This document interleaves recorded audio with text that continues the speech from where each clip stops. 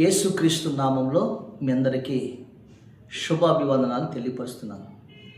ప్రభునందు ప్రియులారా, ఆత్మీయ జీవితంలో నీవెన్నడూ జారిపోకుండా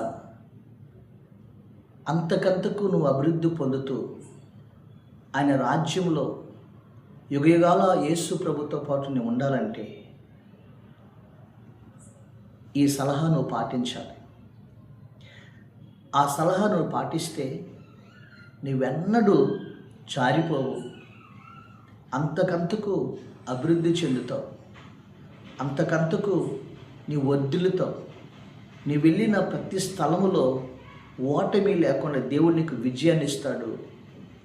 ఆయన రాజ్యంలో ఆయనతో ఉండే భాగ్యాన్ని ఆ ప్రభువు నీకు ఇస్తారు. ఒక పెద్ద ఆయన ఒక దేశంలో ఒక గొప్ప దైవజనుడు ఉన్నాడు. ఆ దైవజనుడితో ఒక పెద్ద అని చెప్పాడు, అయ్యా, నేను పెద్ద భక్తిపరుడు కాదు, కానీ అసలు దేవుణ్ణి వెంబడించడం అంటే ఏంటో తెలుసయ్యా, దేవుడితో నడటం అంటే ఏంటో తెలుసా అని ఈ పెద్ద ఆయన దైవజనుడితో చెప్తున్నాడు. ఏమనుకోకయ్యా, నాకు చదువురానని, కానీ ఆ దేవుణ్ణి వెంబడించడం అంటే ఏంటో, ఏ కష్టం వచ్చినా, ఏ నష్టం వచ్చినా, ఏ శోధన వచ్చినా, ఏ శత్రువు రేగినా, ప్రతి పరిస్థితుల్లో కూడా మనం నిలబడాలి అంటే, ముందుకు సాగాలంటే నేను ఒక సలహా చెప్తానయ్యా. దేవుని విషయంలో పడిపోకుండా ఉండాలంటే ఈ సలహా ఒకటి చెప్తాను అన్నాడు. సరే దైవజనుడు అన్నాడు, సరే చెప్పు పెద్ద ఆయన అని అడిగాడు. అయ్యా, ఏం లేదు, ఆత్మీయ జీవితంలో మనం ఒక అంతస్తుకి వెళ్ళాలంటే ఒక చిన్న ఉదాహరణ చెప్తాను. పిల్లి ఉంటుంది కదయ్యా, పిల్లి పిల్లల్ని పెడుతుంది కదా. ఆ పిల్లల్ని పెట్టినప్పుడు అది 7 చోట్ల మారుస్తుందంట పిల్లల్ని. ఎలా మారుస్తుందో తెలుసా? ఆ పిల్లి తన పిల్లల్ని మెడతో పిల్ల మెడని కరిచి పట్టుకుని ఆ పిల్లల్ని అది 7 చోట్లకి తిప్పుతుందంట. అంటే మనం రక్షణ పొందిన కొత్తలో దేవుడు మనల్ని పట్టుకుంటాడయ్యా. దేవుడు మనల్ని పట్టుకుని ఆయన నడిపిస్తాడు, ఆయన మనల్ని నిలబెడతాడు, ఆయన మనకి ధైర్యపరుస్తాడు. ఆ పిల్లి తన పిల్లల్ని మెడ పట్టుకున్నప్పుడు ఆ 7 చోట్ల తిప్పిన ఆ పిల్లలకి ఏ ప్రమాదం జరగదయ్యా. అలాగే దేవుడు అరణ్యములో మోషే 40 సంవత్సరాలు ఆ అరణ్యములో అనేక స్థలాల్లో తిప్పాడయ్యా. ఆ స్థలము ఈ స్థలము అరణ్యంలో అనేక ప్రదేశాలు తిప్పాడు. అయినా తన ప్రజలను దేవుడు అన్నీ సహాయం చేశాడు, అన్నీ పోషించాడు. అయితే ఆత్మీయ జీవితంలో ఎదుగుతూ ఉన్నప్పుడు మనమేం చేయాలంటే రెండో సలహా చెప్పాడు. ఏంటి పెద్ద ఆయన అంటే, రక్షణ పొందిన కొత్తలో దేవుడు మనం చేపట్టుకుని నడిపించాడు, తన వాక్యంతో నడిపించాడు. ఇప్పుడు రెండో సలహా ఏంటంటే, మనం రక్షణలో ఎదుగుతున్న కొలది మనము దేవుణ్ణి పట్టుకోవాలి, మనము దేవుడి వెంబడించాలి, మనము దేవుణ్ణి హత్తుకోవాలి. అదే ఎలాగ అంటే, కోతి ఉంది కదయ్యా, కోతి పిల్లల్ని పెట్టిన తర్వాత ఈ కోతి పిల్లల్ని ఆ కోతి పిల్లలు ఏం చేస్తుంది తెలుసా? గట్టిగా పొట్టకి హత్తుకుని నడువుని గట్టిగా పట్టుకుంటాయి. పొట్ట కింద ఆ పిల్లలు కోతి నడువుని గట్టిగా పట్టుకుంటాయి, 2-3 పిల్లలైనా పట్టేసుకుంటాయి. ఆ కోతి ఆ చెట్టు మీద నుంచి ఈ చెట్టు మీదకి, ఈ కొమ్మ మీద నుంచి ఆ కొమ్మ మీదకి అది గంతులేసి తిరుగుతూ ఉన్న ఈ పిల్లలు మాత్రం తన తల్లిని వదలదే. ఈ తల్లిని, ఆ తల్లి కూడా ధైర్యంగా ఎగురుతుంది, అంత గట్టిగా పట్టుకుంటాయి ఈ పిల్లలు. అలాగే మనం ఆత్మీయ జీవితంలో ఎదుగుతున్న కొలది మనం జారిపోకుండా, సాతాను చేతిలో పడిపోకుండా, ఈ లోకం అనే పాపంలో మనం కూరుకుపోకుండా, మనము ఆ దేవుని యొక్క ఇచ్చే ఆశీర్వాదాలు, ఆ దేవుడిచ్చే రాజ్యాన్ని మనం అంతవరకు పొందుకోవాలంటే ఈ కోతి పిల్లలు తల్లిని ఎలా పట్టుకున్నాయో మనం కూడా ఆ దేవుణ్ణి హత్తుకోవాలయ్యా. ఆ దేవుణ్ణి గట్టిగా పట్టుకుంటే ఎన్ని శ్రమలు వచ్చినా, ఎన్ని శోధనలు వచ్చినా, ఎన్ని ప్రమాదాలు వచ్చినా, శత్రువు ఎంత భయంకరమైన వాడైనా మనకి ఏ ప్రమాదం రాకుండా మన దేవుడు మనల్ని కాపాడుతాడయ్యా. అలాగే అరణ్యంలో తండ్రి అనే దేవుడు కూడా 40 సంవత్సరాలు గెద్ద రెక్కల మీద మోసినట్లుగా తన ప్రజలను మోసాడంట. కానీ తన ప్రజలు దేవుడు నడిపించినప్పుడు నడిచాడు, కానీ తర్వాత వాళ్ళు దేవుడితో నడవలేదు. అందుకే వాళ్ళు రాలిపోయారయ్యా. ఈరోజు ఈ 2 సలహాలు పాటిస్తే ఒక రక్షణలో ఇచ్చిన విశ్వాసి ఎన్నడూ జారిపడయ్యా. మొదటి ఏంటి? రక్షణ పొందిన కొత్తలో దేవుడు మనల్ని నడిపిస్తాడు, దేవుడు మనల్ని పట్టుకుంటాడు. అలా రక్షణలో ఎదుగుతున్న కొలది మనము దేవుణ్ణి పట్టుకోవాలి. ఎవరైతే దేవుణ్ణి పట్టుకుంటాడో, ఎవరైతే దేవుని వెంబడిస్తారో వారి జీవితాల్లో ఇంకెన్నడూ ఓటమి అనేది చూడడు. అంతకంతకి వర్ధిల్లుతాడు, అన్నిట్లో విజయం పొందుతాడు. అంతవరకు మంచి పోరాటాన్ని పోరాడి తన కొరకు నియమించిన కిరీటాన్ని పొందుకుంటాడు. ఈ సలహా నువ్వు పాటించు బాబు అని చెప్పాడంట. ఆ దైవజనుడు నిజమైన పెద్ద అయినా నేను ఎన్నో వాక్యాలు చెప్తున్నాను, కానీ దేవుని ఎలా వెంబడించాలో చాలా చక్కగా చెప్పేవయ్యా అన్న దైవజనుడు ఆ దేవుణ్ణి ఆ విధంగా కోతి పిల్లలు ఏ విధంగా హత్తుకొని కోతి తల్లి పిల్లని అలా హత్తుకున్నాడంట. ఆ దైవజనుడు అనేక దేశాల్లో ఆ దేవుడి గురించి ప్రకటించాడంట. దేవునికి స్తోత్రం. ఆయన మరణించే వరకు ఆ దైవజనుడు ఇంకా లోకంలో జారిపోకుండా అనేక మంది ప్రజలను ప్రభు కొరకు తిప్పి ఆయన తన పడుగును కడముట్టించాడంట. ప్రియమైన దేవుని బిడ్డలారా, ఈరోజు నీవు కూడా ఆ సలహా పాటించాలి. నీవు కూడా ఆ సలహా పాటించాలి. ఏంటో తెలుసా? దేవుడు మనల్ని రక్షించడానికి తానే చేయి పట్టుకొని, తానే నిన్ను ఆ బంధకాల నుండి, ఆ శత్రువైన సాతాను ఉచ్చుల నుండి నిన్ను బయటికి తీసుకొచ్చి సంఘమనే ఆ మందిరంలో పరిశుద్ధుల సహవాసంలో పెట్టి నిన్ను దేవుడు రక్షణతో నింపాడు.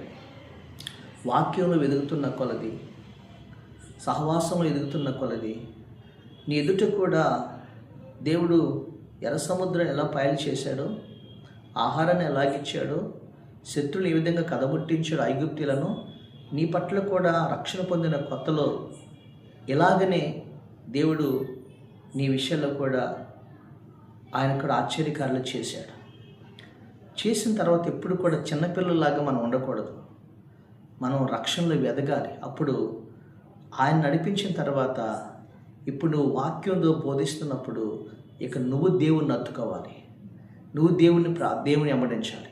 అప్పుడు ఏ విషయంలో కూడా ఓడిపోకుండా, వెనదిరగకుండా అంతకంతకు అభివృద్ధి పొందుతావని దేవుని లేఖనాలు సెలవిస్తున్నాయి. దేవుని స్తోత్రం. చాలామంది చిన్నపిల్లల్లాగానే ఉంటారు.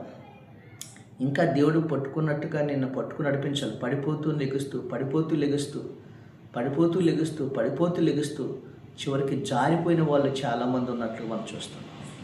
అలాగే దేవుణ్ణి హత్తుకుని దేవుడి కొరకు నిలబడి అంతవరకు మరణం వరకు నమ్మకం ఉండి విజయాలు పొందిన వారు కూడా మనం చూస్తున్నాం. ఈరోజు నువ్వు దేవుణ్ణి పట్టుకుంటున్నావా? దేవుణ్ణి వెంబడిస్తున్నావా? జ్ఞాపకం చేసుకో. అలాగానే నువ్వు దేవుణ్ణి పట్టుకున్నట్లయితే ఆ దేవుడు నీ జీవితాల్లో చేసే 3 మేలు మీతో చెప్తాను. కొన్ని మేళ్ళు మీతో చెప్తాను. దేవుని స్తోత్రం. చూడండి, రాజులు మొదటి గ్రంథం, రెండవ రాజుల గ్రంథం 18వ అధ్యాయము 6వ వచనం చూడండి. 6వ వచనం చదువుతున్నాను. అతడు యెహోవాతో హత్తుకొని ఆయనను వెంబడించట్లో వెనుక తీయక ఆయన మోషేకు ఆజ్ఞాపించిన ఆజ్ఞలన్నిటినీ గైకొనుచుండెను. కావున యెహోవా అతనికి తోడుగా ఉండెను. తాను వెళ్ళిన చోటనెల్లా అతడు జయము పొందెను. అతడు అస్సురు రాజునకు సేవ చేయకుండా అతని మీద తిరుగుబడెను.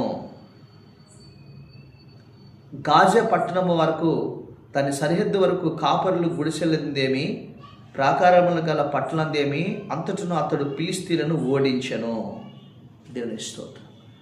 ప్రియమైన దేవుని బిడ్డలారా, ఇక్కడ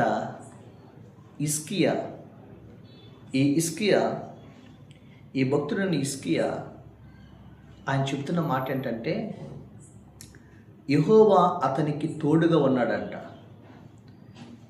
2, అతడు వెళ్ళిన చోటనెల్లా అతను జయము పొందాడంట.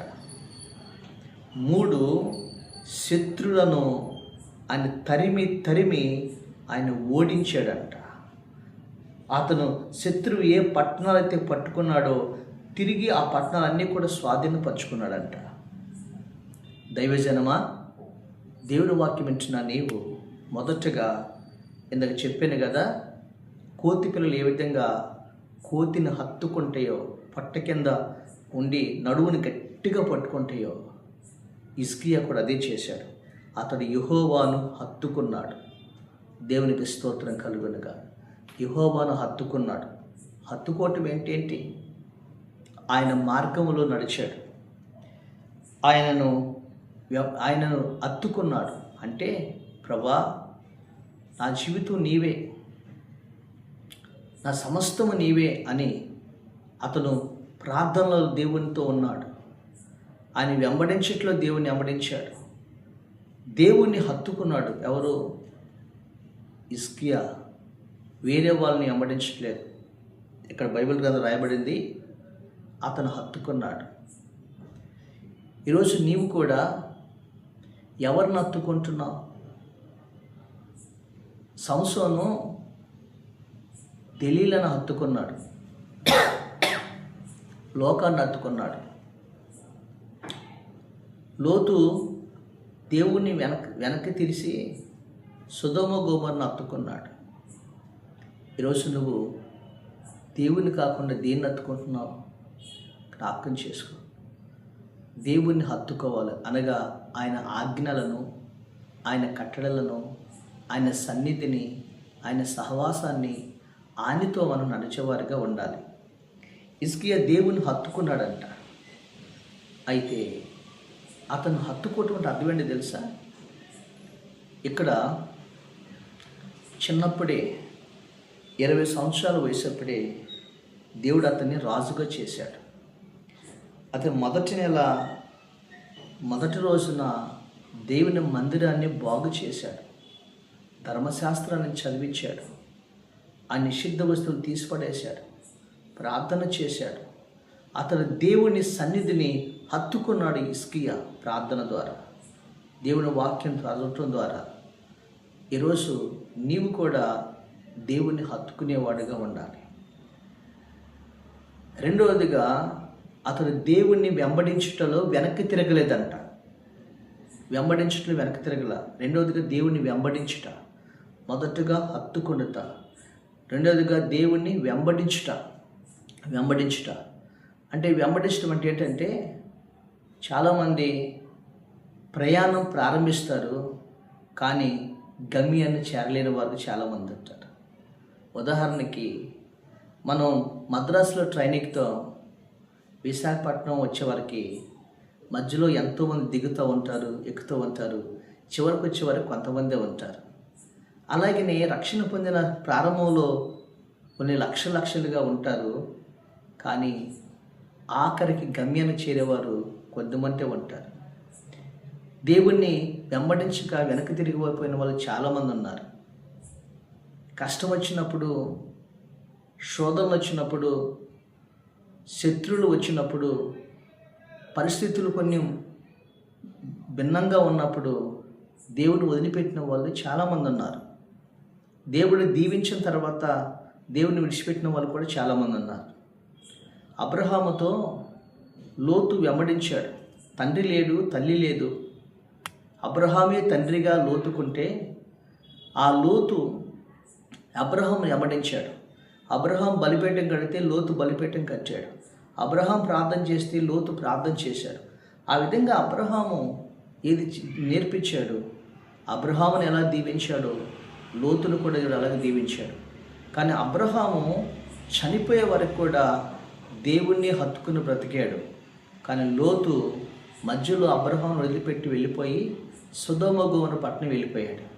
తెలుసండి, ఈ రోజున జ్ఞాపకం చేసుకో. రూతు ఆమె తన అత్తను హత్తుకుంది. ఆమె అత్తను హత్తుకుని అంటుంది, అత్తయ్య, నీ దేవుడే నా దేవుడు, నీ ప్రజలే నా ప్రజలు, చచ్చిపోతే అక్కడే చచ్చిపోతాను తప్ప ఇంక నేను వెనక్కి తిరగనని చెప్పింది. అలాగే రూతు దేవుణ్ణి హత్తుకుంది. ఆ రూతుని ఎన్నో శోధనలు వచ్చినా, కష్టపడినా, అవమానాలు వచ్చినా, నిందలు వచ్చినా ఆ పొలంలోనే నిలకడగా జీవించింది. ప్రార్థనలో నిలకడ, పరిశుద్ధతలో నిలకడ. అలాగనే మరి బోయాజు పొలంలో ఆమె నిలకడగా భక్తి జీవితం నిలకడగా ఉంది. అందుకని బోయాజు పొలానికి ఆమె యజమానురాలైంది, భాగ్యవంతురాలుగా మార్చబడింది. కానీ తన అక్కైన పెనిన్నా ఉంది కదా, ఆమె ఏం చేసిందంటే మధ్యలో వెనక్కి తిరిగి వెళ్ళిపోయింది. రూతు తోడుకోరు వెనక్కి తిరిగి వెళ్ళిపోయింది. చూసారండి, వెనక్కి తిరిగి వెళ్ళిపోయింది. ఆమె చరిత్రలో ఆమె పేరు లేనే లేదు.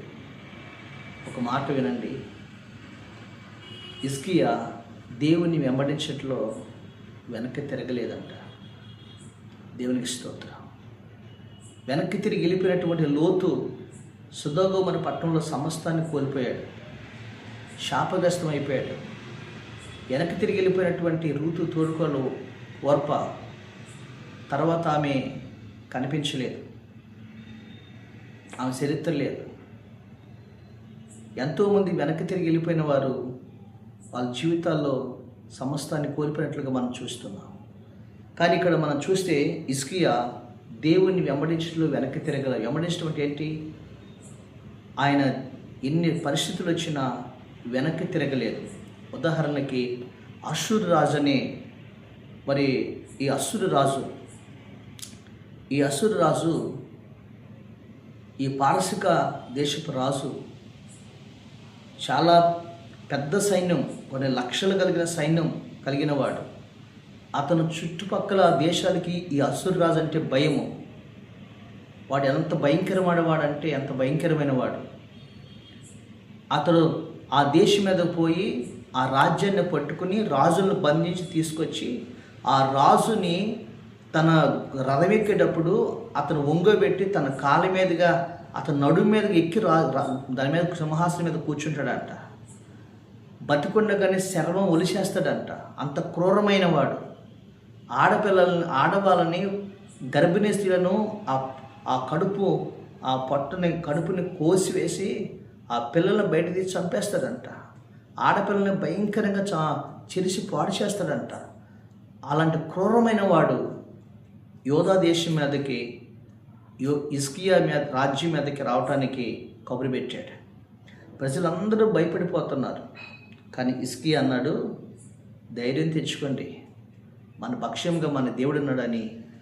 ఆ సమయంలో హిజ్కియా వెనక్కి తిరగల. చాలామంది రాజులు వెనక్కి తిరిగి వెళ్ళారు, హిజ్కియా వెనక్కి తిరగల. హిజ్కియా ఆయన ప్రార్థనలోకి వెళ్ళి ప్రజలతో చెప్పాడు, మీరందరూ హెచ్చుగా ప్రార్థన చేయండి అని ప్రార్థన చేయమని చెప్పి హిజ్కియా ప్రార్థన చేస్తూ, ప్రభా, ఈ అష్షూరు రాజు చేతిలో పడకుండా మమ్మల్ని కాపాడండి, అష్షూరు రాజు చేతిలో నుంచి మమ్మల్ని విడిపించండి అని ప్రార్థన చేశాడు. అప్పుడు దేవుడు అన్నాడు, హిజ్కియా, నీ ప్రార్థన ఆలకించాను. అష్షూరు రాజు నీ పట్టణంలోకి రాడు, ఒక బాణమైన వేయుడు అని వాడు వచ్చిన తావున వెళ్ళిపోతాడు అని చెప్పాడు దేవుడు. ఆ వాగ్దానం పొందుకున్నాడు. తర్వాత తెల్లవారేపాటి చూస్తే ఒక దేవదూత పంపించాడు. 1,80,000 మందిని చంపేశాడు. ఆ అశ్షూరు రాజు పరిగెత్తుకెళ్ళి నినివే పట్టణంలో ఒక దేవత గుడిలో వాడు మొక్కుతుండగా తన కొడుకులు వెళ్ళి అతను బయటికి లాక్కొచ్చి పొడిచి చంపేశారు. హిజ్కియా అన్ని దేశాల మీద జయం పొందిన అశ్షూరు రాజును ఓడించి అశ్షూరు రాజు మీద అద్భుత విజయం పొందాడు. దేవుని స్తోత్రం. శత్రువులు సమస్యలు నీ మీద కొన్ని వచ్చినా, నీ పరిస్థితులు ఎన్ని కూడా చుట్టుముట్టినా నువ్వు ప్రభు కొరకు నిలబడు. ప్రభు అన్నాడు, మోషేతో అంటున్నాడు, నువ్వు నిలబడు, ఓర్పుని నిలబడండి, యెహోవా మీ మధ్య అద్భుతమైన కార్యం చేస్తాడు. వెనక్కి తిరగకూడదు, ప్రభు కొరకు నిలబడాలి. నాగటి మీద చేయి పెట్టినవాడు వెనక్కి తిరగడు అని చెప్పాడు. వెనక్కి తిరిగివాడు నా రాజ్యములకు పాత్రుడు కాదని చెప్పాడు. ఈరోజున చాలామంది ఇదిగో షద్రక్ మీ అబేద్నెగో మనం చూస్తాం. అగ్నిగుండం ఎదురుగా ఉంది, కానీ మేము చచ్చిపోవటానికి సిద్ధమే. నా ప్రభు కొరకు మేము చచ్చిపోవటం సిద్ధమే, కానీ మేము వెనక్కి తిరగం, మేము మొక్కం అన్నారు. ఏం జరిగింది? అగ్నిలో పడవేటకెళ్ళిన వాళ్ళు కాలిపోయారు. అగ్నిలో పడిపోయిన వారు కౌరు వాసన రాకుండా బయటకు వచ్చారు. 7 అంతల ఆశీర్వాదం పొంది బబులోను సామ్రాజ్యంలో అధిపతులుగా దీవించాడు. దేవుని కోసం నిలబడాలి, వెనక్కి తిరగకూడదు. ఎన్ని శోధనలు వచ్చినా, ఎన్ని పరిస్థితులు వచ్చినా, నువ్వెంత ధనవంతుడు, ఎంత దీవించినా ప్రభువుని వదిలి వెనక్కి తిరగకూడదు. తర్వాత 1 అత్తుకున్నాడు, 2 వెంబడించాడు, 3 ఆయన ఆజ్ఞలను అనుసరించాడు. దేవుని స్తోత్రం. మోషే తనకు నియమించిన ఆజ్ఞలను అనుసరించాడు. ఆదివారం మందిరానికి వెళ్ళాలి, సమాజముగా కూడుట మానవద్దన్నాడు. అది దేవుని ఆజ్ఞ. నువ్వు దేవుని సన్నిధికి వస్తున్నావా? శోధనలో ప్రవేశించుకున్నట్లుగా మెలకువగలిగి ప్రార్థన చేయమన్నాడు. నువ్వు ప్రార్థన చేస్తున్నావా? ప్రార్థన చేయాలి. ఈ లోకంలో ప్రత్యేకంగా బ్రతకాలి, దేవుని వాక్యం చదవాలి. ఆయన ఆజ్ఞలు, ఆయన కట్టడలు మనం అనుసరిస్తే ఆ దేవుడు ఆజ్ఞ వెనకాలే ఆయన వాగ్దానం నీ జీవితంలో నెరవేరుస్తాడు. ఇజ్రాయేల్ ప్రజలు అరణ్యంలో దేవుడు ఎన్ని చెప్పినప్పుడు కూడా వాళ్ళు దేవుని ఆజ్ఞలను పాటించాల. వారి ఇష్టానుసారంగా జీవించారు. వారు చివరికి తాగుబోతులు, తిండిబోతులు, వ్యభిచారులైపోయి చివరికి అరణ్యములో వాళ్ళు రాలిపోయి వాగ్దాన దేశంలో పోతూ స్వతంత్రించుకోలేకపోయారు. ఈరోజు దేవుని ఆజ్ఞలను మీరుతున్నామేమో. ఆయన ఆజ్ఞలు, ఆయన కట్టలను గైకొనాలి, మన ఇష్టానుసారంగా జీవించకూడదు. దేవునికి స్తోత్రం కలుగును గాక. అందుకని దావీదు అంటాడు, నీ ఆజ్ఞలు నాకు ప్రియమైనవి అంటాడు. అయ్యా, నీ ఆజ్ఞలు నాకు ప్రియమైనవి అంటాడు. దేవుని యొక్క ధర్మశాస్త్రాన్ని, దేవుని యొక్క వాక్యం ప్రకారం మనం జీవించాలి, వాక్యానికి అవిధేయులుగా జీవించకూడదని చెప్పాడు. ఈ విధంగా హిజ్కియా ఆయన ఈ 3 విషయాలు చేశాడు. 1 దేవుణ్ణి హత్తుకున్నాడు, 2 దేవుణ్ణి వెంబడించాడు, 3 దేవుని ఆజ్ఞలను అనుసరించాడు. అందుకే చిన్న వయసులోనే దేశానికి ఆయన రాజు అయ్యాడు. దేవుని స్తోత్రం. 2వది, శత్రువుల మీద ఏ దేశము గెలవలేకపోతే చిన్న దేశమైన పెద్ద దేశపు రాజుని ఓడించాడు హిజ్కియా. 3 దినవృత్తాంతంలో 2వ గ్రంథం 32వ అధ్యాయం మనం చూసినట్లయితే చూడండి, 32వ అధ్యాయం చూసినట్లయితే మనం చూస్తాం 27వ వచనం. హిజ్కియాకు అతి విస్తారమైన ఐశ్వర్యమును ఘనతను కలిగెను. దేవుని స్తోత్రం. అతి విస్తారమైన ఐశ్వర్యమును ఘనతను కలిగెను. 30వ వచనం. హిజ్కియా అంటాడు, తాను పూనుకొనిన సర్వ ప్రయత్నముల యందును వృద్ధి పొందెను. అతనిని దేశము 31వ వచనం.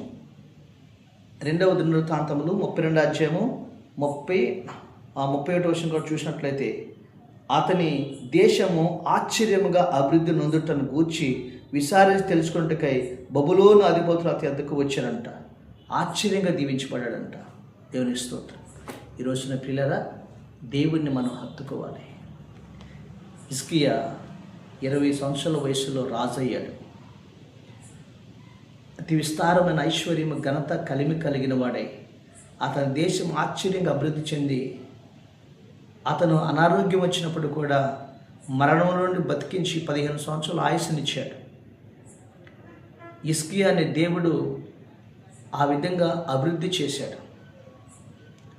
ఈరోజు హిజ్కియా ఏ విధంగా ఆస్వాదించబడ్డాడో నీవు కూడా అలా ఆస్వాదించబడాలని ప్రభు అయిన యేసు నీతో ఈరోజు మాట్లాడుతూ ఉన్నాడు. దేవునికి స్తోత్రం కలుగును గాక. ఈరోజు జ్ఞాపకం చేసుకోండి, ఆ పెద్దాయన చెప్పిన సలహా నీవు కూడా పాటించాలి కదా. రక్షణ పొందిన కొత్తలో దేవుడు మనల్ని చేయిపట్టు నడిపిస్తాడు. రక్షణలో ఎదుగుతున్న కొలది దేవుని మనం హత్తుకోవాలి. కోతి పిల్లలు ఏ విధంగా హత్తుకొని మనం హత్తుకోవాలి. హిజ్కియా చేసింది అదే. ఆయన హత్తుకున్నాడు. 2 ఆయన వెంబడించాడు. 3 ఆయన ఆజ్ఞలను పాటించాడు. అతి విస్తారమైన ఐశ్వర్యము ఘనత కలిమి కలిగి అతని ప్రయత్నములన్నిటిని కూడా దేవుడు అభివృద్ధిపరిచి ఆశ్చర్యంగా తన దేశము ఆస్వాదించబడినట్లుగా మనం చూస్తున్నాం. ఆ దేశం మీదకి ఈ శత్రువైన అశ్షూరు రాజును కూడా అవలేలగా ఓడించి ఆ శత్రువు మీద విజయం పొందినట్లుగా మనం చూస్తున్నాం. ఈరోజు అతడు వెళ్ళిన అప్పుడు దేవుడు చేసే మేలేంటో మనం చెప్పాం కదా. దేవుడు అతనికి తోడయండి వెళ్ళిన ప్రతి స్థలంలో అతనికి జయమిచ్చి ఆ శత్రుడి మీద ఓడించినట్లుగా మనం చూస్తున్నాం. దేవుని స్తోత్రం. ఈరోజు ఈ 3 విషయాలు, ఈ 3 సలహాల్లో పాటించు. రూతు కూడా తన హక్కును హత్తుకుంది, అనగా దేవుణ్ణి చావుకు చెప్పిన మాటలను హత్తుకుంది. రూతు దేవుణ్ణి వెంబడించింది. రూతు దైవ ఆజ్ఞలను పాటించింది. ఆమె బోయాజుకు పెండ్లి భార్యగా అయ్యి భాగ్యవంతురాలుగా మార్చబడింది. నీవు నేను కూడా పరమ బోయాజ్ అనే దేవుడికి పెండ్లి భార్యగా రేపు మార్చబడతాం. పరలోకపు స్వాస్థ్యాన్ని పొందుకొని యుగయుగాలు ఆయనతో కూడా మనం ఉండబోతున్నాం. అయితే ఈ సలహాలను పాటిస్తావా? ఈరోజు ఆయన హత్తుకో, అనగా ఆ దేవుడి సన్నిధిలో ప్రార్థనలో, వాక్యములో, వాక్య ధ్యానములో, ఆయన సహవాసములో నీవు ఎడతెగక ఉండాలి. ఆయన వెంబడించు, ఆయన ఆజ్ఞలను పాటించు. అత్యధికమైన విజయాన్ని, ఐశ్వర్యాన్ని, ఘనతని, కలిమిని నీ సొంతం చేసుకో. ఆ రాజ్యము, పరలోక రాజ్యము, బోయాజు అనే పరమ బోయాజు అనే దేవుని యొక్క స్వాస్థ్యాన్ని మనం పొందుకున్నట్లుగా ఆ దేవుడు నీకు తోడయండి నీ వెళ్ళిన ప్రతి స్థలములో నీకు విజయం కనుగజేయనుగాక. నీ వ్యాపారమును, నీ ఉద్యోగమును, నీ పిల్లలను వృద్ధిపరిచి దేవుడు ప్రతి శత్రుడి మీద నీకు జయమిచ్చి నిన్ను ఆశ్చర్యంగా నీ కుటుంబాన్ని అభివృద్ధిపరుస్తున్న వాగ్దానం చేసిన వాగ్దానం నీ జీవితంలో నెరవేర్చునుగాక. ఆమేన్, ఆమేన్. పరిశుద్ధుడైన మా తండ్రి, కృతజ్ఞతాస్తుతులు, స్తోత్రాలు చెల్లిస్తున్నాం. ఈరోజు వాక్యం ఇచ్చిన ప్రియమైన బిడ్డలు నాయన, మాతో మీరు మాట్లాడేది తండ్రి. అయ్యా, ఆ పెద్ద ఆయన గొప్ప సలహా చెప్పాడు. ఇదిగో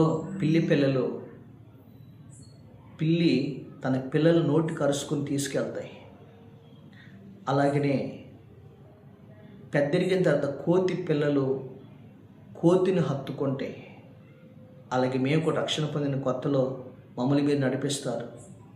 ఎదుగుతున్నప్పుడు మేము మిమ్మల్ని హత్తుకున్నట్లుగా హిజ్కియా ఏ విధంగా హత్తుకున్నాడో మేము కూడా నేను హత్తుకుని ఈ భయంకరమైన దినాల్లో మేము కుడి ఎడమ తొలగిపోకుండా, జారిపోకుండా మీరిచ్చే పరలోకపు స్వాస్థ్యాన్ని, ఆశీర్వాదాన్ని, విజయాన్ని సొంతం చేసుకున్న భాగ్యం దయచేయమని, యేసు క్రీస్తు నామములో బిడ్డలు ఏ విషయాల్లో ఓడిపోతున్నారో ఆ విషయాల్లో జయము దయచేయమని, ఏ విషయాలు అభివృద్ధి నోచుకోలేదో అభివృద్ధి దయచేయమని యేసు నామములో అడుగుచున్నాము తండ్రి.